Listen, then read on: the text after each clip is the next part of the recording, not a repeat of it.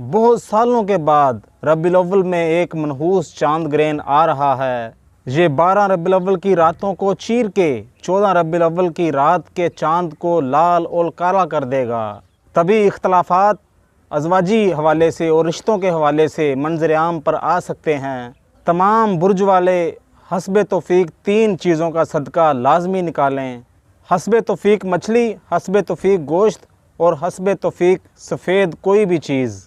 सफ़ेद चीज़ में आप आटा और चावल भी दे सकते हैं। ये चांद ग्रहण सर का भारी होना, चिड़चिड़ापन होना, कमर में दर्द होना मंजर आम पर लाएगा और इसी वजह से फ़ैसलों में गुस्सा पाया जाएगा। और दोस्तों, कोशिश करके इस ग्रहण से पहले और बाद में पानी ज़्यादा से ज़्यादा पिया करें। इसकी वजह से अल्लाह ताला आपको तमाम महज़ चीज़ों से अपनी पनाह में रखेगा। और ग्रहण के वक़्त कोशिश करके 27 दफ़ा सूरत नसर और 27 मरतबा सूरत कौसर पढ़ के अल्लाह से दुआ मांगें।